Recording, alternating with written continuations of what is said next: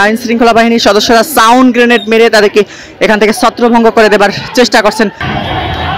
পূর্ব শত্রুতার জের ধরে ঢাকা কলেজ এবং সিটি কলেজের মধ্যকার শিক্ষার্থীদের সংঘর্ষের ঘটনা ঘটেছে। এই মুহূর্তে আমরা দেখতে পাচ্ছি যে ধাওয়া পাল্টা ধাওয়া চলছে। এই মুহূর্তে সায়েন্স ল্যাব পুরোটাই কিন্তু উত্তপ্ত রয়েছে। ঢাকা কলেজ এবং সিটি কলেজের মধ্যকার শিক্ষার্থীদের মধ্যে কিন্তু এই সংঘর্ষের ঘটনা ঘটেছে।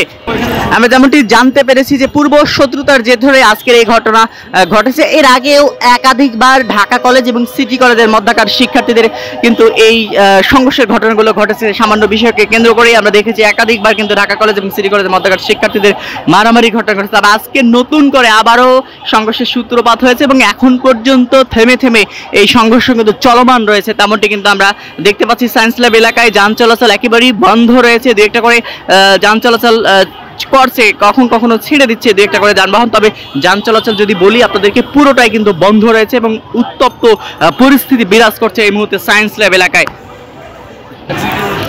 দর্শক, যেমনটি দেখাচ্ছিলাম আইন শৃঙ্খলা বাহিনীর সদস্যরা সাউন্ড গ্রেনেড মেরে তাদেরকে এখান থেকে ছত্রভঙ্গ করে দেবার চেষ্টা করছেন। সাউন্ড গ্রেনেড কিন্তু মেরেছেন আইন শৃঙ্খলা রক্ষাকারী বাহিনীর সদস্যরা। তবুও কিন্তু তারা এখান থেকে সরে যাচ্ছেন না, তেমনটি কিন্তু আমরা দেখতে পাচ্ছি। থেমে থেমেই এই সংঘর্ষের ঘটনাগুলো ঘটছে।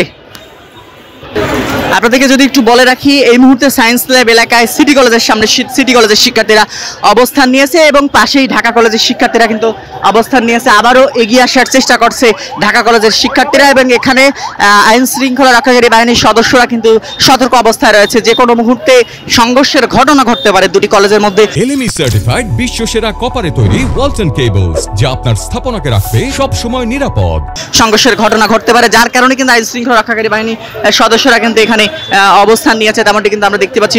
সায়েন্স ল্যাবের যে মূল চত্বরটি, যে সায়েন্স ল্যাবের মূল চত্বর, সেখানে কিন্তু আইন শৃঙ্খলা রক্ষাকারী বাহিনীর সদস্যরা অবস্থান নিয়েছে এবং দুপাশে দু কলেজের শিক্ষার্থীরা কিন্তু একেবারে কিন্তু একে অন্যের বিরুদ্ধে কিন্তু ইট পাটকেল সহ বিভিন্নভাবে তারা সংঘর্ষে জড়ানোর চেষ্টা করছে। তেমনটি কিন্তু আমরা আপনাদেরকে দেখাচ্ছিলাম এই মুহূর্তে সায়েন্স ল্যাব এলাকা থেকে।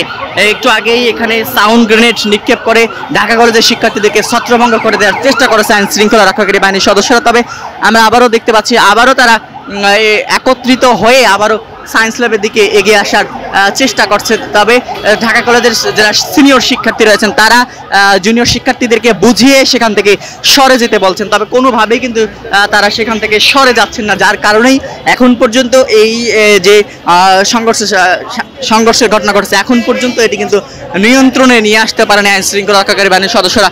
তেমনটি কিন্তু আমরা দেখতে পাচ্ছি এবং থেমে থেমেই কিন্তু এই সংঘর্ষ বাড়ছে। তেমনটি কিন্তু আমরা দেখতে পাচ্ছি। সকাল 11টা 30 মিনিটের দিকে এই সংঘর্ষের সূত্রপাত ঘটে এবং এখন পর্যন্ত আমরা যেটি জানতে পেরেছি, এখন পর্যন্ত এই সংঘর্ষে দুপক্ষের 6 জনের মতো আহত হয়েছেন। তেমনটি কিন্তু আমরা দেখতে পাচ্ছি। ঢাকা কলেজের শিক্ষার্থীরা সায়েন্স ল্যাবের দক্ষিণ পাশে অবস্থান নিয়েছে এবং সায়েন্স ল্যাবের উত্তর পাশে সিটি কলেজের শিক্ষার্থীরা অবস্থান নিয়েছে। এই সংঘর্ষ কিন্তু থেমে থেমে চলছে, তেমনটি কিন্তু আমরা দেখতে পাচ্ছি। তো এই ছিল এখন পর্যন্ত সায়েন্স ল্যাব থেকে সর্বশেষ পরিস্থিতি। আমরা আবারও আপনাদের সঙ্গে পরবর্তীতে যুক্ত হব।